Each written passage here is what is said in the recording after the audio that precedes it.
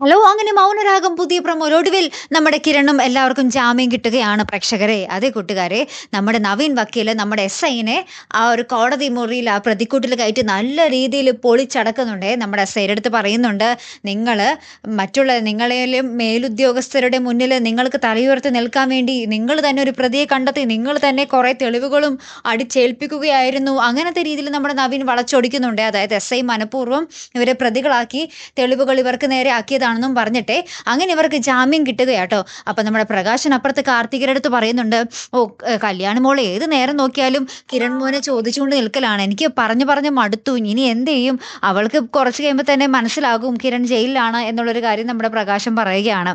അപ്പൊ പിറ്റേ ഒരു സീൻ നമുക്ക് കാണുവാൻ സാധിക്കുന്നതെന്ന് വെച്ചാൽ നമ്മുടെ കിരൺ പുറത്തിറങ്ങി, അതായത് ജാമ്യത്തിൽ ഇറങ്ങിക്കഴിഞ്ഞ് നമ്മുടെ നവീൻ വക്കീലിനോട് പറയുകയാണ്, ഇനി ആ എസ് ഐ നമ്മളുടെ അടുത്ത് പക പോക്കിയിരിക്കും, കാരണം അയാൾ നമ്മുടെ പ്രതിക്കൂട്ടിൽ നിർത്തി ഭയങ്കരമായിട്ട് ചൊടിപ്പിച്ചാ വിട്ടിരിക്കുന്നത്, ഇനി അയാൾ അതിന്റെ പ്രതികാരം ഉറപ്പായിട്ടും ചെയ്യും എന്ന് നമ്മുടെ കിരൺ പറയുകയാണ്. അപ്പൊ നമ്മുടെ നവീൻ വക്കീലും പറയുന്നുണ്ട്, ശരിയാണ്, നമ്മള് കരുതിയിരുന്നേ പറ്റൂ, എപ്പോൾ എന്ത് വേണമെങ്കിലും സംഭവിക്കാമെന്ന് നമ്മുടെ നവീൻ വക്കീലും പറയുന്നുണ്ടേ.